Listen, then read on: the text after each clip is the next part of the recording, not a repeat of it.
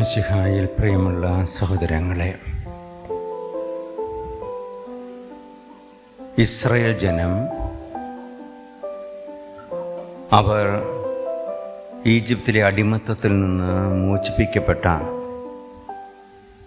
കടിഞ്ഞൂൽ പുത്രൻ്റെ വധത്തിൽ നിന്നും രക്ഷപ്പെട്ട ആ സംഭവം പ്രത്യേകമായ ഒരു തിരുനാൾ ആഘോഷവുമായിട്ട് ബന്ധപ്പെട്ടതായിരുന്നു. പുളിപ്പില്ലാത്ത അപ്പത്തിൻ്റെയും പെസഹായുടെയും തിരുനാൾ. ആ പെസഹ ആചരണത്തിൽ കുഞ്ഞാടിൻ്റെ രക്തത്താൽ അഭിഷേകം ചെയ്യപ്പെട്ട ഭവനങ്ങളിൽ നിന്ന് ദൈവം അവരെ ആ ഭവനങ്ങളിൽ ആയിരിക്കുന്നവരെ ദൈവം രക്ഷിക്കുകയാണ്. ഒരുമിച്ച് ദൈവ ആരാധനയിലും പങ്കുവയ്ക്കലുമായിരിക്കുന്ന ഭവനത്തെ രക്ഷിക്കുന്നു. തുടർന്ന് അവർ വീണ്ടും ജലത്തിലൂടെ ഇടയിലൂടെ നടന്ന് ഈജിപ്തിൻ്റെ അടിമത്തിൽ നിന്ന് രക്ഷിക്കപ്പെടുന്നു. ആ രക്ഷയുടെ അനുഭവം മരുഭൂമിയിൽ വെച്ച് അവർക്ക് അനുഭവപ്പെടുമ്പോൾ ദൈവം അവരെ സ്വന്തം ജനതയാക്കി തീർക്കുന്ന വലിയൊരു വിളംബരവും അവരുമായുള്ള ഒരു ഉടമ്പടിയും നടത്തുന്നു. ആ ഉടമ്പടിയുടെ ഭാഗമായി തന്നെ അവരുടെ സ്നേഹത്തിൻ്റെ അടയാളമായി അവർക്ക് 10 കൽപ്പനകൾ നൽകുന്നു. ഈ പെസഹ ആചരണവും ഇതും തമ്മിലുള്ള ആ ആഘോഷത്തിൻ്റെ ദൈർഘ്യം ഒരു 50 ദിവസത്തെ ദൈർഘ്യം പോലെയാണ് വചനം കാണിക്കുന്നത്. നീണ്ട യാത്രയുമൊക്കെ ആയിരുന്നെങ്കിലും. അപ്പോൾ ഈ 2 തിരുനാളുകളും പെന്തക്കോസ്ത എന്ന ഹാർവെസ്റ്റ് ഫെസ്റ്റിവൽ, വിളവെടുപ്പ് ഉത്സവം, പെസഹായുടെ ആഘോഷവും ഒരുമിച്ച് വരുമ്പോൾ യഹൂദരുടെ മനസ്സിൽ, യഹൂദ മതത്തിൽ, ഇസ്രായേൽ മതത്തിൽ അത് യഹോവ നൽകിയ രക്ഷയുടെ അനുഭവമായിരുന്നു. ഈ രക്ഷയുടെ അനുഭവം എന്തിൽ നിന്നുള്ള മോചനമായിരുന്നു? ശരിക്കും മനുഷ്യൻ്റെ പൂർണ്ണ അടിമത്തിൽ നിന്നുള്ള മോചനം ദൈവം ആഗ്രഹിച്ചു. ആ ദൈവം ആഗ്രഹിച്ച മോചനം എന്തായിരുന്നു? ആദിമ മനുഷ്യൻ ദൈവകൽപ്പനയെ ലംഘിച്ച ആ അവസരത്തിൽ അവന് നൽകിയ വാഗ്ദാനം, സ്ത്രീയുടെ സന്തതി പിശാചിൻ്റെ തല തകർക്കുമെന്നും ദൈവത്തിന് പ്രിയപ്പെട്ട ഒരു ജനമാകുമെന്നുമുള്ള ആ വാഗ്ദാനം. തുടർന്നുള്ള സംഭവങ്ങളിൽ നാം അത് കാണുന്നുണ്ട്.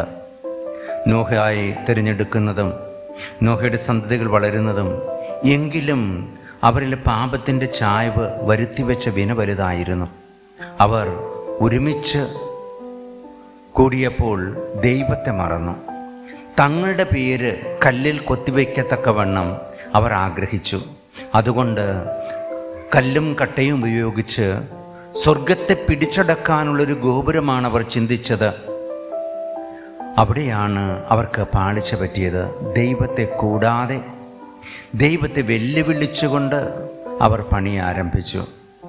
അപ്പോൾ അവരുടെ കമ്മ്യൂണിക്കേഷൻ നഷ്ടപ്പെട്ടു, പരസ്പരമുള്ള സ്നേഹം നഷ്ടപ്പെട്ടു, സംശയങ്ങളും മറ്റുമൊക്കെ ഉടലെടുത്തു. ദൈവസ്നേഹത്തിലാകാത്ത മനുഷ്യൻ. അവരുടെ തകർച്ച ആരംഭിച്ചത് അവർ സ്വയം വളരാൻ ശ്രമിച്ചപ്പോഴാണ്.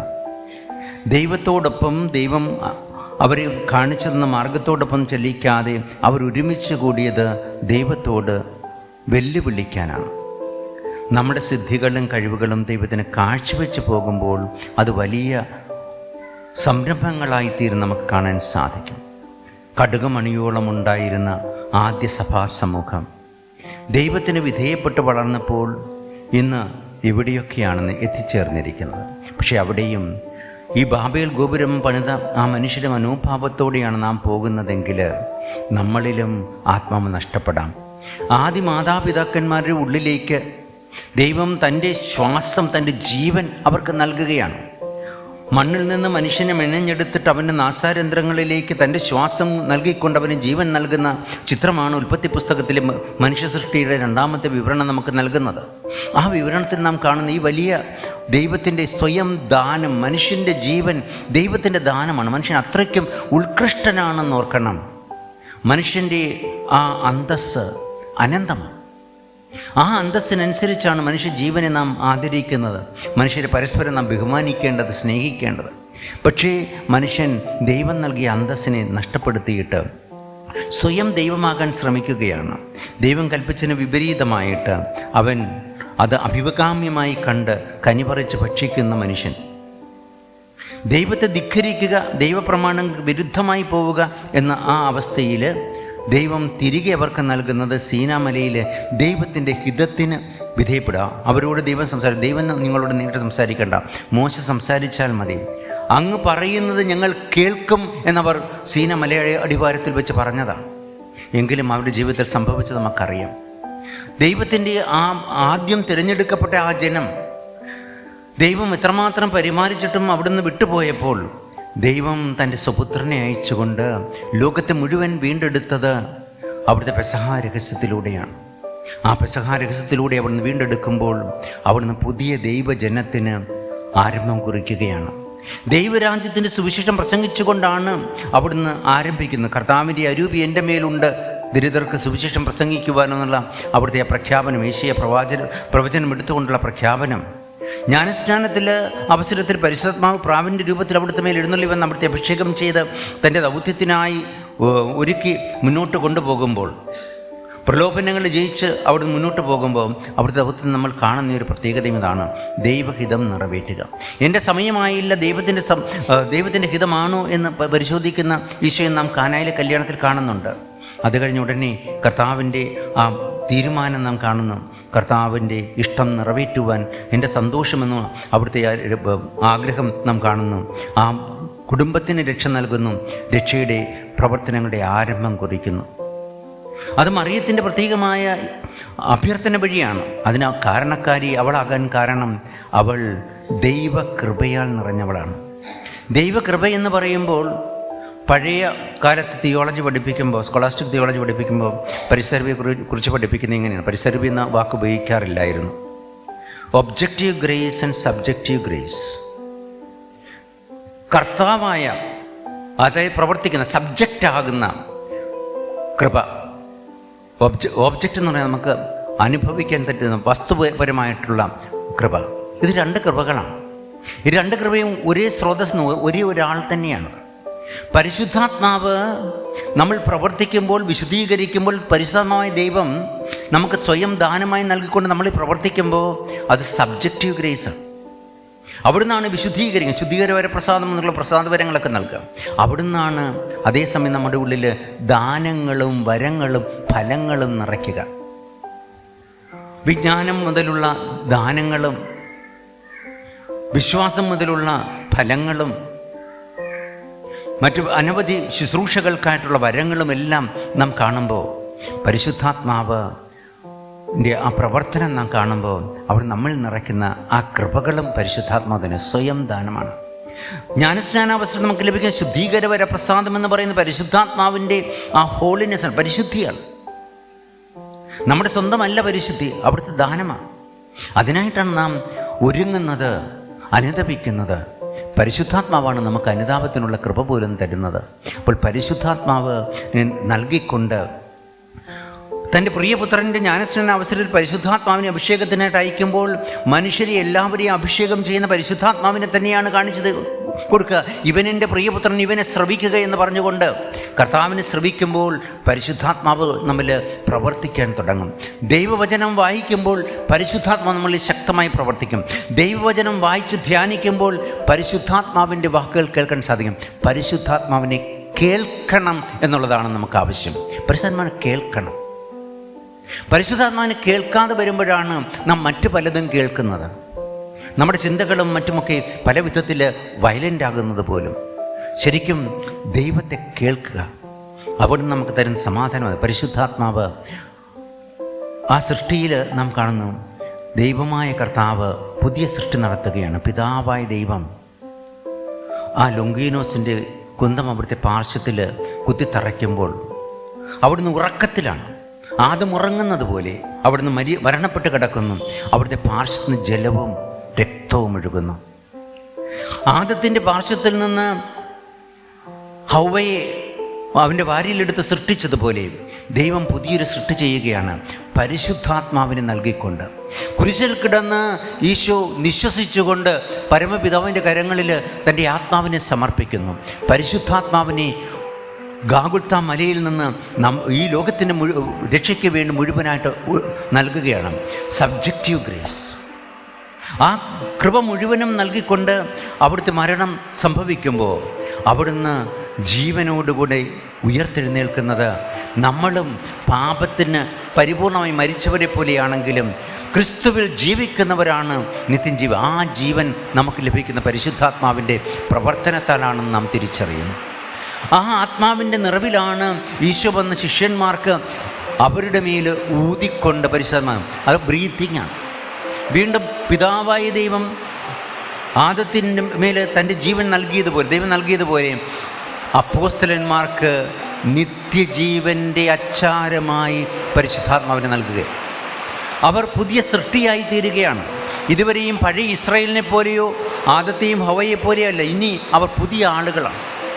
അവരുടെ ജീവിതം തന്നെ മാറ്റിമറിക്കപ്പെടുകയാണ്. അതുകൊണ്ടാണ് അവർക്ക് പാപമോചനത്തിനുള്ള അധികാരം നൽകുക. ദൈവികമായ അധികാരമാണത്. ആരുടെ പാപങ്ങൾ നിങ്ങൾ മോചിക്കുന്നു അത് മോചിക്കപ്പെടും, ആരുടെ പാപങ്ങൾ നിങ്ങൾ ബന്ധിക്കുന്നു അത് ബന്ധിക്കപ്പെടുമെന്ന് കർത്താവ് പ്രത്യേകം ഓർമ്മിപ്പിക്കുന്നത്. അവരെ രൂപപ്പെടുത്തുകയാണ്.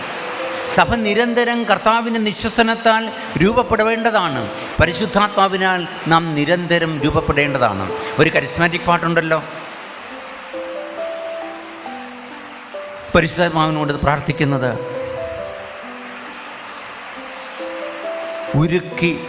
ഉടച്ച് ഉരുക്കി എന്നെ വാർത്തെടുക്കണമേ എന്ന്.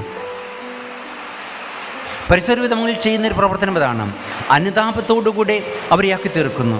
അവർ പുതിയ മനുഷ്യരായിത്തീരുന്നു. ഇതുവരെയും ഭയവും മറ്റുമായിരുന്നവർ യേശുവിൽ വിശ്വസിക്കത്തക്കവണ്ണം അവരുടെ ഹൃദയങ്ങളെ തുറക്കുകയായിരുന്നു പരിശുദ്ധാത്മാവിനെ നൽകുകയും. അത് അവരുടെ ജ്ഞാനസ്നാനമെന്ന് വേണമെങ്കിൽ കരുതാം, അവർ തിരുപ്പട്ടമെന്ന് കരുതാം. പക്ഷേ സഭ ഉദ്ഘാടനം ചെയ്യുമ്പോൾ അവരോട് പറയുന്നത് സ്വർഗത്തിൽ നയിക്കുന്ന ആശ്വാസകനെ കാത്തിരിക്കുവാൻ. അങ്ങനെ അവർ കാത്തിരിക്കുമ്പോൾ, പ്രാർത്ഥനയോടെ കാത്തിരിക്കുമ്പോൾ, പരിശുദ്ധാത്മാവിനാൽ നിറഞ്ഞ് തൻ്റെ പ്രിയ പുത്രൻ കർത്താവായ യേശുവിനെ നമുക്ക് നൽകിയ പരിശുദ്ധ അമ്മയും പരിശുദ്ധാത്മാവിനെ സ്വീകരിച്ച അപ്പോസ്തലന്മാരും മറ്റു ശിഷ്യഗണം മുഴുവനും പ്രാർത്ഥനയിലിരിക്കുമ്പോഴാണ് പെന്തക്കോസ്തയിൽ സ്വർഗത്തിൽ നിറങ്ങിയ അഗ്നിനാളങ്ങളായി അവിടുന്ന് അവരിൽ ആവേശിക്കുന്നത്. ഒരു വലിയൊരു തെയോഫനിയുടെ ദൈവം അതിൻ്റെ ആവിഷ്കാരത്തിൻ്റെ സീന മലയിലുണ്ടായതുപോലെ ഒരു ഭൂമി കുലുക്കവും കൊടുങ്കാറ്റുമൊക്കെ ഉണ്ടാവുകയാണ്. അവരുടെ മേൽ ദൃശ്യമായിരിക്കുന്ന ആ തീനാവുകൾ ഒരു പ്രത്യേകമായ കാര്യം ഓർമ്മിപ്പിക്കുകയാണ്. നിങ്ങൾ ഇന്നു മുതൽ അഗ്നിയാൽ സ്നാനം ചെയ്യപ്പെട്ടവരാണ്. നിങ്ങളുടെ ജീവിതത്തിലെ മാലിന്യങ്ങളെല്ലാം ഉരുക്കി ഭസ്മമാക്കി നശിപ്പിച്ചു നിങ്ങളെ സ്വർണ്ണമുലയിൽ പോലെ വിശുദ്ധീകരിക്കുന്ന പരിശുദ്ധാത്മാവാണ്. കാരണം നിങ്ങളുടെ ഉള്ളിലുള്ള ഇപ്പോഴത്തെ നിയമം കൽപ്പലകകളിൽ എഴുതിയ നിയമമല്ല. ആ നിയമങ്ങളെയെല്ലാം സാംശീകരിക്കുന്ന പരിശുദ്ധാത്മാവാണ് ആ നിയമം. ഈശോ പറയും, എന്നെ സ്നേഹിക്കുന്നവൻ എൻ്റെ കൽപ്പനകൾ പാലിക്കും. യോഹന്നാൻ്റെ 2-ാമത്തെ ലേഖനത്തിൽ സഭയ്ക്കുള്ള കത്തിലാണ്, മഹദിക്ക് എഴുതുന്ന കത്തായിട്ടാണ് പറയുക. എഫേസിലുള്ള മഹദിക്കായിട്ട് എഴുതുക, അത് മൂപ്പനായിട്ട് എഴുതുകയാണ്. അതായത് യോഹന്നാൻ എഴുതുകയാണ്. ആ എഴുത്തിൽ പ്രത്യേകമായിട്ട് പറയുക ക്രിസ്തുവേശുവിലുള്ള രൂപപ്പെടലാണ്. ആ രൂപപ്പെടലിനെ കുറിച്ച് പറയുമ്പോൾ പറയും, ദൈവകൽപ്പനകൾ പാലിക്കുന്നവനാണ് യഥാർത്ഥത്തിൽ പരസ്നേഹത്തിൽ ജീവിക്കുന്നത്. ദൈവസ്നേഹം ഉണ്ടാവണമെങ്കിൽ പരസ്നേഹം ഉണ്ടാവണം. പരസ്നേഹത്തിൽ ജീവിക്കുന്നവൻ ദൈവകൽപ്പനകളെ വളരെ സഗൗരവം പാലിക്കുന്നവനാണ്. ഈ ദൈവകൽപ്പനകളാണ് സീനമലയിൽ വെച്ച് നൽകപ്പെട്ട പെന്തക്കോസ്ത. പുതിയ നിയമത്തിലെ പെന്തക്കോസ്തയിൽ പരിശുദ്ധാത്മാവ് തന്നെയാണ് നിയമം. ആ പരിശുദ്ധാത്മാവാണ് ദൈവവചനത്തെ പ്രചോദിപ്പിച്ചവൻ. അപ്പോൾ ദൈവവചനത്തെ മുഴുവനുമായിട്ട് പാലിക്കുന്നവനായി തീരുകയാണ് ഓരോ ക്രിസ്ത്യാനിയും. അവൻ്റെ ഹൃദയത്തിൽ വചനം എഴുതപ്പെടുകയാണ്. ആ വചനം ഹൃദയത്തിൽ എഴുതപ്പെടണമെങ്കിൽ ലിഖിതമായ വചനം അവൻ വായിച്ചുപാസിക്കണം. ഇന്ന് പരിശുദ്ധാത്മ നമ്മളോട് ആവശ്യപ്പെടുന്നതും ഇത് തന്നെയാണ്. നാം സഭയായി രൂപപ്പെടുവാൻ, ദൈവവചനത്താൽ രൂപപ്പെടാൻ, യേശുവിൻ്റെ പഠനങ്ങളെ രൂപപ്പെടാൻ, ദൈവകൽപ്പനകളെ രൂപപ്പെടാൻ നാം വിശുദ്ധ ലിഖിതങ്ങളെ ആഴമായി പഠിക്കുക. കാരണം പരിശുദ്ധാത്മാവ് വിശുദ്ധ ലിഖിതങ്ങളിലൂടെ നമ്മോട് സംസാരിക്കും. ആ പരിശുദ്ധാത്മാവിനെ നമുക്ക് കേൾക്കാൻ സാധിക്കും. പുതിയൊരു പെന്തക്കോസ്ത അനുഭവം ഉണ്ടാകുവാൻ ദൈവവചനത്തിന് സ്ഥാനം കൊടുക്കണം. അതുകൊണ്ടാണ് നമ്മുടെ BCCകളിൽ പ്രത്യേകമായ പ്രാർത്ഥനയിൽ നാം ദൈവവചനം പ്രതിഷ്ഠിക്കുക മാത്രമല്ല, ആ വചനത്തെ വിവിധ മെത്തേഡുകൾ ഉപയോഗിച്ച് 7 സ്റ്റെപ്പ് മെത്തേഡാകാം, ലക്ഷ്യ ദിവ്യന മെത്തേഡാകാം, അതൊക്കെ ഉപയോഗിച്ച് നമ്മൾ പ്രാർത്ഥിക്കുന്നത്. തീർച്ചയായും ദൈവവചനത്തെ ഹൃദയത്തിൽ മറിയത്തെപ്പോലെ ഉൾക്കൊണ്ട് പ്രാർത്ഥിക്കാൻ നമുക്ക് സാധിക്കണം. ആ ദൈവവചനത്തെ മനസ്സിലാക്കി പ്രവൃത്തിയിൽ കൊണ്ടുവരാൻ സാധിക്കണം. ദൈവവചനത്തെ സ്നേഹിക്കണം. കാരണം ദൈവവചനം യേശുവാണ്. യേശുവിലൂടെ നമ്മോട് സംസാരിക്കുന്നത് പിതാവായ ദൈവമാണ്. പിതാവായ ദൈവത്തിൻ്റെയും യേശുവിൻ്റെ സ്വരം കേൾക്കാനും യേശു എന്ന നാമം ഉച്ചരിക്കാനും പിതാവായ ദൈവത്തെ അബ്ബ എന്ന് വിളിക്കുവാനും നമ്മെ സഹായിക്കുന്ന പരിശുദ്ധാത്മാവാണ്. ആ പരിശുദ്ധാത്മാവിനെ പ്രത്യേകം സ്മരിക്കുന്ന ഈ ദിവസം അവിടുന്ന് സ്ത്രീഹന്മാരുടെ മേൽ എഴുന്നള്ളി വന്ന് പ്രത്യേകമായി അവരെ വിവിധ ഭാഷകൾ സംസാരിക്കുവാനും സുവിശേഷ പ്രഘോഷണങ്ങളുടെ ധൈര്യവും ശക്തിയും നൽകുകയും ചെയ്ത ആ പരിശുദ്ധാത്മാവ് നമ്മുടെ മേലും എഴുന്നള്ളുവാൻ നമുക്ക് പ്രാർത്ഥിക്കാം. പരിശുദ്ധാത്മാവേ, എഴുന്നള്ളി വരണമേ, ഞങ്ങളെ യേശുവിൻ്റെ സ്വന്തമായി രൂപാന്തരപ്പെടുത്തണമേ. പിതാവായ ദൈവത്തിൻ്റെ പ്രിയ മക്കളായി ജീവിക്കുവാൻ അബ്ബാ പിതാവേ എന്ന് വിളിക്കുവാനുള്ള കൃപ ഞങ്ങൾക്ക് നൽകണമേ. ആമേൻ.